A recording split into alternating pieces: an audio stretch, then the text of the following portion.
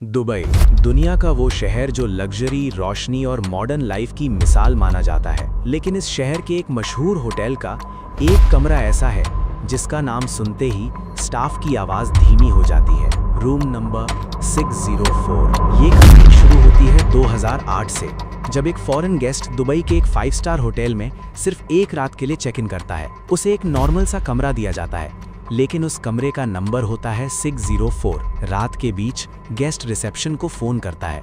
उसकी आवाज़ कांप रही होती है।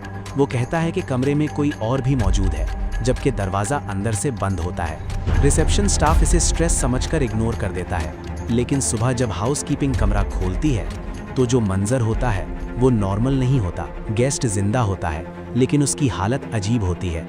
आंखें खुली होती हैं, सांस तेज चल रही होती है, और वो सिर्फ एक ही बात रिपीट करता रहता है, वो यहीं था, वो यहीं था। डॉक्टर्स इसे सीवियर पैनिक अटैक कहकर केस क्लोज कर देते हैं। होटल मैनेजमेंट भी बात को दबा देती है। लेकिन ये कहानी यहीं ख़त्म नहीं होती।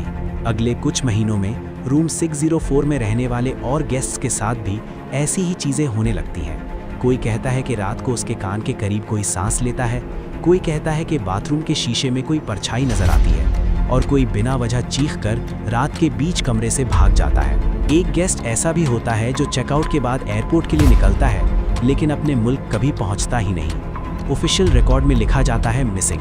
धीरे धीरे होटल स्टाफ के बीच एक बात मशहूर हो जाती है, रूम 604 नॉर्मल कमरा नहीं है। आखिरकार होटल मैनेजमेंट एक सख्त फैसला करती है।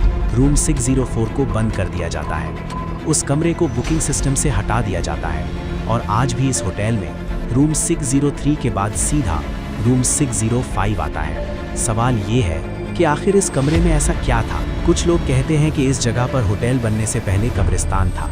कुछ का कहना है कि यहाँ इलीगल रिचुअल्स किए गए, और कुछ लोग ये भी मानते हैं कि ये सिर्फ कोइंसिडेंस नहीं हो सकता। होटल आज तक इस कमरे के बारे में ऑफिशियली कुछ नहीं कहता।